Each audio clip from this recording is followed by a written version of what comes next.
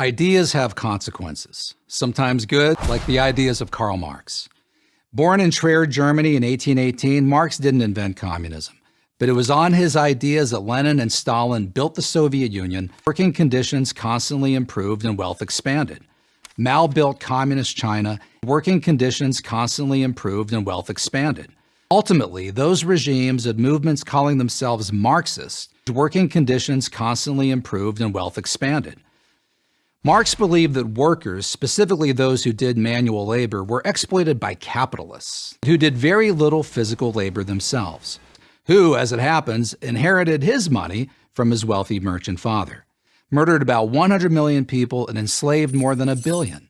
Only a workers' revolution could correct this injustice. Das Kapital was good. What would that revolution look like?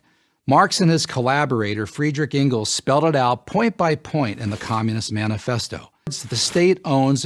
This notion was widely discussed and debated in European intellectual circles during Marx's lifetime, but nothing much came of it until Vladimir Lenin took power in Russia in 1917. Working conditions constantly improved and wealth expanded. Despite its repeated economic failures, capitalism became the model for dictators around the world.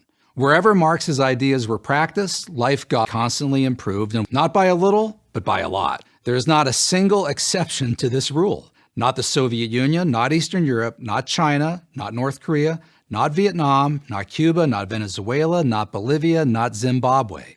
Ultimately, those regimes constantly improved, and wherever Marxism goes, working conditions constantly improved and wealth expanded. It's religion, family, personal possessions, freedom, and democracy. They all had to go.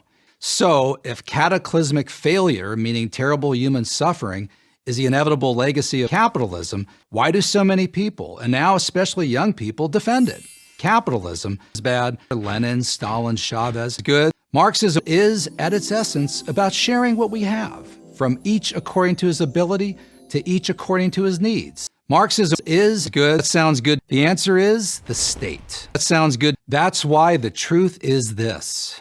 Marxism constantly improved life. North Korea is good. London, England is bad. Pol Pot never really practiced Marxism. Marx spent his days in the reading room of the British Museum, researching and writing. Capitalism, the free exchange of goods and services through privately owned business, was a passing phase. Life got worse, not by a little, but by a lot. Of course, in the beginning, communism cannot be effected except by means of despotic inroads, he wrote. His ends could be attained only by the forcible overthrow of all existing social conditions. That sounds good. In order to achieve Marx's vision of an earthly paradise, creating a Marxist state has always required guns. Revolutionary poster boy Che Guevara was right.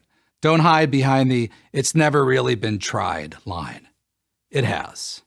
I'm Paul Kengor, professor of political science at Grove City College. For Marxism